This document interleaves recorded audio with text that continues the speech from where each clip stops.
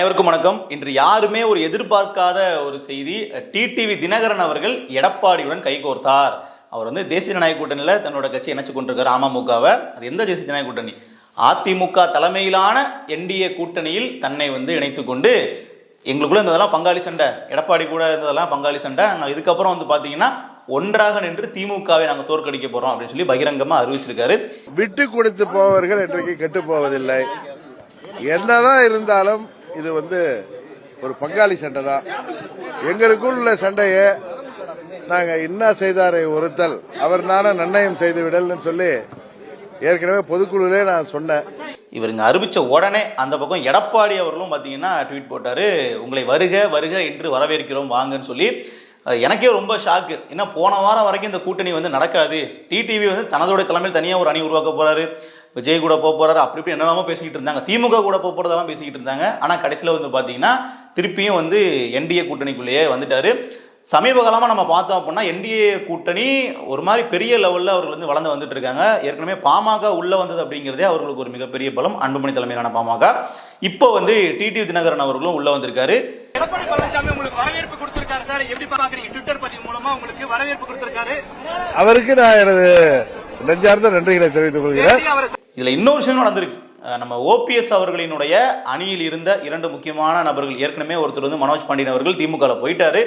இப்ப மறுபடியும் ஒரத்தநாடு சட்டமன்ற தொகுதியினுடைய எம்எல்ஏ வைத்திலிங்கம் அவர்களும் திமுகவில் இணைந்து விட்டார். ஸோ கிட்டத்தட்ட இப்போ ஓபிஎஸ் பாத்தீங்கன்னா ஒரு ஆதரவாளர்களே இல்லாமல் ஒரு தனிமரமா நிற்கிறாரு. அவரும் விரைவில் திமுகவிலே இப்போ ஐக்கியமாகிவிடாருன்னு சொல்லப்படுது.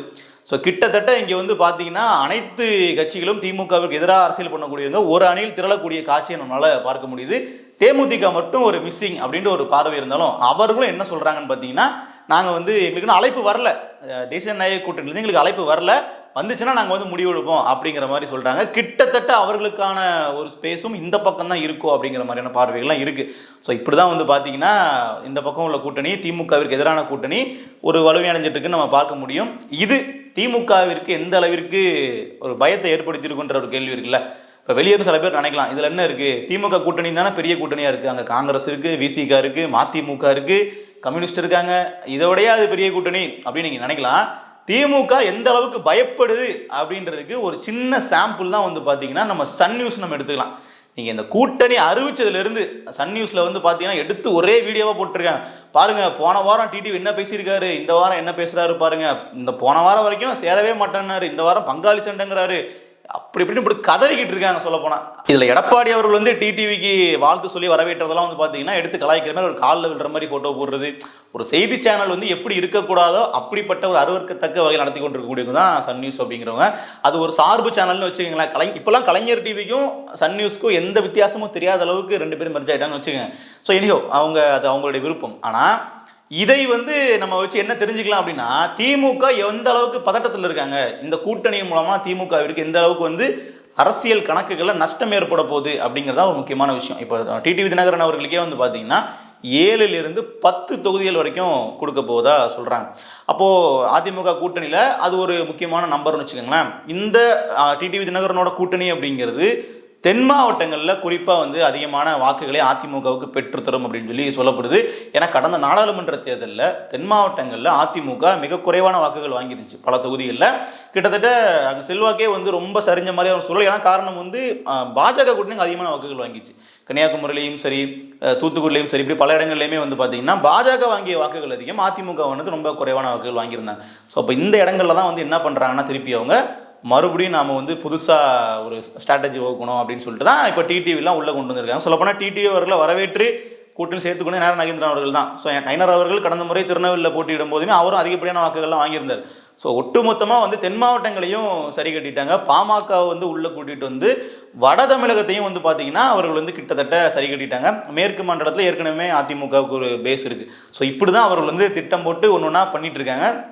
இதில் பெரிய அளவில் நஷ்டமாக இருக்க போகிறது திமுகவுக்கு தான். ஏன்னா ஏற்கனவே பாமக அதிமுக கூட கூட்டணிக்கு வரும்போதே நம்ம பேசியிருந்தோம், கிட்டத்தட்ட 40 தொகுதிகள் திமுக கிட்ட இருந்து அந்த பக்கம் போக போகுது, திமுக அந்த தொகுதிகள்லாம் பறி கொடுக்க போகுதுன்ற மாதிரி பேசியிருந்தோம். இப்போ டிடிவி தினகரன் அவர்கள் வரும்போது தென் மாவட்டங்களையும் ஒரு பரவலாக வந்து பார்த்தீங்கன்னா ஆதரவு அதிகரித்தாலும் குறிப்பிட்டு சொல்லப்போனால் ஒரு 10 தொகுதிகளாச்சும் குறைந்தபட்சம் வந்து பார்த்தீங்கன்னா அவர்களுக்கு திமுகவுக்கு ஒரு மிகப்பெரிய அளவில் அடிவிடும் அப்படிங்கிறதுல மாற்று கருத்தே இல்லை. ஸோ இப்படி தான் இந்த கூட்டணி நகர்ந்துகிட்டு இருக்கு. 2026 தேர்தலுங்கிறது ரொம்ப ரொம்ப சுவாரஸ்யமான தேர்தலாக கண்டிப்பாக இருக்க போகுது. ஏன்னா கூட்டணி வந்து ஆரம்பத்தில் திமுகவுக்கு எதிராக ஆப்போனண்டே இல்லை, திமுக ஒரு வலிமையான அணியாக இருக்குது, ஆப்போசிட்டில் ஆளுங்களே இல்லை அப்படின்னு பேசப்பட்ட சூழலில் இப்போ இன்றைக்கு வந்து அப்படியே கொஞ்சம் கொஞ்சமாக எல்லா அணியும் ஒரு புள்ளி அடைஞ்சிட்டு இருக்காங்க. இதுங்க எக்கச்சக்கமான பிரச்சனை இருக்குங்க.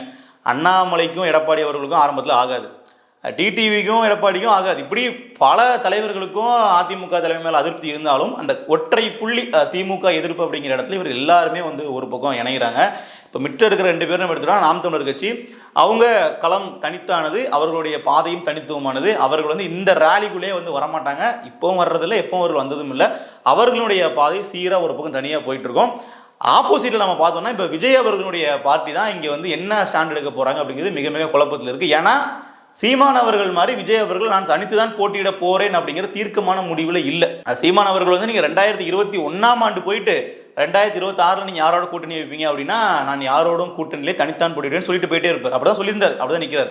ஆனால் விஜய் அவர்கள் வந்து கட்சி ஆரம்பிக்கும் போதே எங்களுடைய தலைமையில் ஒரு பிரம்மாண்டமான கூட்டணி வரும், பல கட்சி தலைவர்கள் வருவாங்க அப்படிங்கிற மாதிரிலாம் அறிவிச்சிருந்தாரு. ஸோ செங்கோட்டையன் மட்டும்தான் அதிமுகவில் இருந்து போன ஒரு சிட்டிங் எம்எல்ஏ அப்படின்னு நம்ம சொல்லலாம். அவரும் தன்னுடைய பதவியை ராஜினாமா பண்ணிட்டு போயிருக்காரு. கிட்டத்தட்ட இப்போ அவர் வந்து எம்எல்ஏ கிடையாது இல்லையா. ஸோ அப்போ என்ன ஆகுது அப்படின்னா அந்த கோபிச்செட்டிப்பாளையத்தில் அவர் வெற்றி பெறுவாரா இல்லையாங்கிறது ஒரு கேள்விக்குறி. அந்த தொகுதியில் அவரை வந்து வெற்றி பெற வச்சிடக்கூடாது அப்படின்ட்டு ரெட்டை இலை சார்பாக அதிமுக தரப்பில் ரொம்ப தீவிரமாக இருக்கிறாங்க. அது நம்ம தேர்தல் வரும்போது தான் நம்ம பார்க்கணும். அதைத் தொடர்ந்து இப்போ விஜய் அவர்கள் நிற்கக்கூடிய தொகுதியை கடந்து வேற எந்த தொகுதிகளில் தனியாக நின்னாங்கன்னா ஜெயிப்பாங்க அப்படிங்கிற ஒரு பார்வை எடுக்கும்பொழுது அதுக்கான வாய்ப்புகள் வந்து இல்லை அப்படிங்கிறதான் சர்வே சொல்லக்கூடிய முடிவுகள். ஸோ நிச்சயமாக விஜய் அவர்கள் முதல் தேர்தலே நான் வந்து வெற்றி பெறணும், நான் வந்து அனைத்து தொகுதிகளையுமே நம்ம ஜெயிக்கணும், பெரும்பான்மை வரணும் அப்படிங்கிற மாதிரிலாம் பிளான் வச்சிருக்கிறதுனால தான், அவங்க ஆசைப்படுறதுனால தான் என்ன பண்ணுறாங்கன்னா கூட்டணி அத்தியாவசியம் அப்படிங்கிற பாதையில் ஆரம்பத்துலேருந்தே பயணிக்க ஆரம்பிக்கிறாங்க. ஆனால் எந்த கூட்டணிக்குள்ளே போவாங்க அப்படிங்கிறத மிகப்பெரிய கேள்விக்குறி. ஏன்னா டிடிவி தினகரன் அவர்கள் நம்ம எடுத்துடலாம், இந்த மாதிரி சின்ன சின்ன கட்சிகள்லாம் நம்ம கூப்பிட்டுலாம், தேமுதிகவை நம்ம கூப்பிட்டுலாம், டிடிவியை நம்ம கூப்பிட்டுலாம், பாமகவை நம்ம கூப்பிட்டுலாம், இப்படியெல்லாம் அவர்கள் வந்து ஒரு கணக்கு போட்டு வச்சுருந்தாங்க. ஆனால் இப்போ எல்லாமே வந்து பார்த்தீங்கன்னா அதிமுக பக்கம் போயிட்டாங்க. நாடாளுமன்ற தேர்தலை பொறுத்தளவில் அதிமுகவிற்கு பிரதம வேட்பாளர் இல்லை அப்படிங்கிறது ஒரு சிக்கல். அதே மாதிரி அவர்கள் தனியாக நிற்கும் போது கிட்டத்தட்ட 20 விழுக்காடு வாக்குகள் தான் வாங்கியிருந்தாங்க தேமுதிக கூட மட்டும் கூட்டணி. ஸோ கிட்டத்தட்ட அதுவே வந்து ஒரு குறைவான வாக்குகள் தான் கம்பேரிட்டிவ்லி முந்தைய தேர்தல்கள் நம்ம பார்க்கும் பொழுது. அப்போது இப்போ இந்த தேசிய ஜனநாயக கூட்டணியில் வந்து ஒரு 18 விழுக்காடு வாக்கு வந்து வாங்கியிருந்தாங்கன்னு வச்சுக்கோங்களேன். இந்த 20ம் 18ம் சேரும்போதே ஒரு வலிமையான ஒரு கூட்டணியாக மாறிடுச்சு. அதே மாதிரி ஆன்டி இன்கம்பன்சியும் வந்து பார்த்தீங்கன்னா இதில் ரொம்ப அதிகமாக இருக்குது. அது 2024 நாடாளுமன்ற தேர்தலில் யாருக்கு வந்து எதிரான மனநிலை இருக்கும்னா பிரதமர் மோடிக்கு எதிரான மனநிலை இருக்கும். அந்த மனநிலை அப்படிங்கிறது திமுகவுக்கு ஒரு மிகப்பெரிய ஃபேவராக இருக்கும். ஆனால் 2026 தேர்தலில் ஸ்டாலின் அவர்களுக்கு எதிரான மனநிலை தான் மக்கள்கிட்ட அதிகமாக இருக்கும். இப்போ வரைக்கும் மக்கள்கிட்ட அதிருப்தி ஒரு தளத்தில் இருந்துக்கிட்டே இருக்குது. அதுவும் சட்ட ஒழுங்கெல்லாம் நம்ம சொல்லவே வேண்டாம். இன்றைக்கு இப்போ நேற்று ஒரு கொலையை பற்றி பேசியிருப்போம், இன்றைக்கு இன்னொரு கொலை சம்பவம் வந்து ட்ரெண்டிங்கில் போயிட்டு இருக்கும். அந்த அளவுக்கு தான் வந்து பார்த்தீங்கன்னா சட்ட ஒழுங்கு நாட்கள் மோசமாயிட்டே இருக்குது. எல்லாமே மக்கள் தேர்தலில் தான் ரிஃப்ளெக்ட் பண்ணுவாங்க. அப்போ அந்த அடிப்படையில் பார்க்கும்போது இயல்பாகவே ஒரு எதிர் அணிக்கு ஒரு அட்வான்டேஜ் இருக்கும். அப்போ கூட்டணியே வந்து வலுவாக ஒரு பக்கம் செட் ஆகிட்டு இருக்கும்போது நிச்சயமாக அது திமுகவுக்கு வந்து ஒரு மிகப்பெரிய சிக்கலை வந்து ஏற்படுத்தும். அதனால தான் அந்த சன் டிவியினுடைய கதறல்கள் இந்த மாதிரி இருக்குது. நிச்சயமாக வந்து பார்த்தீங்கன்னா எப்படியாச்சும் முடிஞ்ச அளவுக்கு ஒரு சில எம்எல்ஏக்களாச்சும் நம்ம பக்கம் கொண்டு வந்துடலாம் அப்படின்ட்டு அந்த ஓபிஎஸ் தரப்பில் உள்ளவங்களாம் அவங்க கூட்டிகிட்டு போகிறது.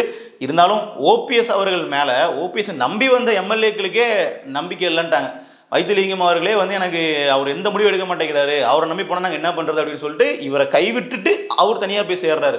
இப்போ ஓபிஎஸ் தலைமையில் நாங்கள் மொத்தமாக எங்களுடைய ஓபிஎஸ் அணி போயிட்டு திமுகவில் சேருது அப்படின்னா அது வேற. ஓபிஎஸ்ஸை தனியாக விட்டுட்டு அணி மட்டும் போய் சேருது அப்படின்னா அது இவருக்கே வந்து பார்த்தீங்கன்னா அந்த அணிக்குள்ளேயே செல்வாக்கு இல்லைன்னு தான் அர்த்தம். ஸோ இதில் வந்து ஓபிஎஸ் அவர்களோட ஃபேக்டர் இனிமே தேர்தல் அரசியலில் பெரிய அளவில் எடுபடாது அப்படின்றதுக்கு இதுவே ஒரு முற்றுப்புள்ளியாக நம்ம வச்சுக்கலாம். இதுக்கு அடுத்த கட்டமாக வந்து சசிகலா அவர்கள் மட்டும் இருக்கிறாங்க. அவர்கள் வந்து எந்த பக்கம் போவாங்க, எந்த மாதிரி ஆதரவு கொடுப்பாங்க அப்படிங்கிறது இப்போ வரைக்கும் தெரியல. இருந்தாலும் இங்கே ஒரு மிகப்பெரிய ஒரு பார்கெனிங் ஃபேக்டராக வந்து இருக்கிறது யாருன்னு பார்த்தீங்கன்னா பிஜேபி தான். நம்ம ஆரம்ப காலகட்டத்தில் பார்க்கும் பொழுது பிஜேபி யார் கூட கூட்டணியில் இருக்கிறாங்களோ அவர்கள் தோற்றுருவாங்க, அவர்களுக்கான அந்த அரசியல் வேட்டேஜுங்கிறது கம்மியாக இருக்கும், ஜெயிக்கணுமா ஜெயிக்கக்கூடாதா அப்படிங்கிறது அது வேற கதை. பிஜேபி வந்து அதோடைய பாலிடிக்ஸ் பற்றி விமர்சனங்கிறது தனி. ஆனால் தமிழ்நாட்டு அரசியலில் அவர்கள் இருந்தால் ஓட்டு வராது அப்படிங்கிற மாதிரியான ஒரு பார்வையை திமுக ரொம்ப கஷ்டப்பட்டு கட்டமைக்க முயற்சி பண்ணிக்கிட்டு இருந்தாங்க.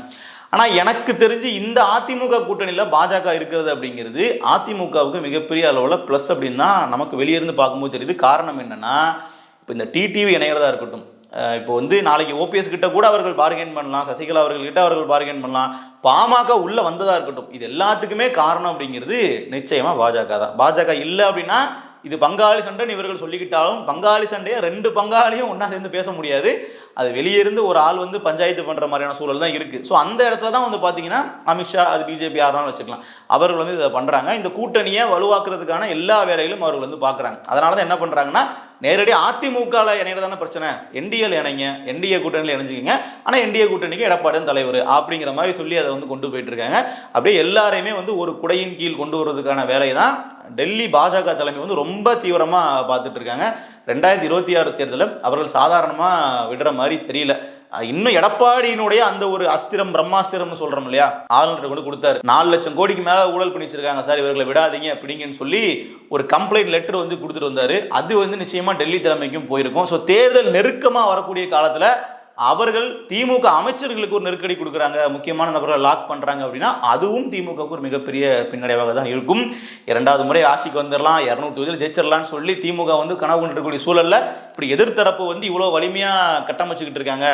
என்னதான் ஊடகங்களை கண்ட்ரோல் பண்ணி அதிமுகவில் வந்து பார்த்தீங்கன்னா புகைச்சல் இருக்கு, அதிமுகவுக்கு ஆள் வரலன்னு சொல்லி அவர்கள் ஒரு கட்டமைப்பு பெரிய அளவில் ஊடகங்கள் வச்சு லாபி பண்ணாலும் களத்தில் பார்க்கும் பொழுது திமுகவிற்கு இணையாக சொல்லப்போனால் அவர்களை விட இந்த கூட்டணியில் பெரிய சிக்கல்லாம் இல்லை. அவர்கள் வார்த்தை மோதல் ஒரு பக்கம் வச்சிருந்தாலும் கூட்டணிக்குள்ளே வந்ததுக்கு அப்புறம் அகைன்ஸ்டாக வந்து தள்ளு முள்ளெல்லாம் பேசிட்டுலாம் இல்லை. இப்போ காங்கிரஸ் வந்து திமுக பேசுகிற மாதிரியோ, விசிகா திமுக எதிராக போராடுற மாதிரியோ அந்த மாதிரிலாம் ஒன்றும் சூழல் வந்து இந்த பக்கம் இல்லை. இங்கே இருக்கிற ஒரே ஒரு பிரச்சனையாக இருந்தது, அண்ணாமலை ஆதரவாளர்களுக்கும் எடப்பாடிக்கும் ஒரு பிரச்சனை இருந்துச்சு. ஸோ இப்போ அதுவும் இப்போ அண்ணாமலை வந்து பார்த்தீங்கன்னா சுமூகமான போக்கில் எடப்பாடி அவர்கள் குறித்து பேசுகிறதா இருக்கட்டும், இப்போ டிடிவி அவர்கள் வரவேற்கிறதா இருக்கட்டும், அவரும் அந்த பிரச்சனையை வந்து சால்வ் பண்ணிட்டு கொண்டு போயிட்டு தான் இருக்காப்புல. ஸோ இங்கே திமுக விட இங்கே சொல்ல போனால் பிரச்சனை கம்மியாக இருக்கிற மாதிரி தான் தெரியுது. இது அடுத்த தேர்தலில் எப்படி எதிரொலிக்குது, யாருடைய பாதை எந்த மாதிரி பலன் அளிக்குது அப்படிங்கிறத நம்ம பொறுத்திருந்து பார்ப்போம். நன்றி.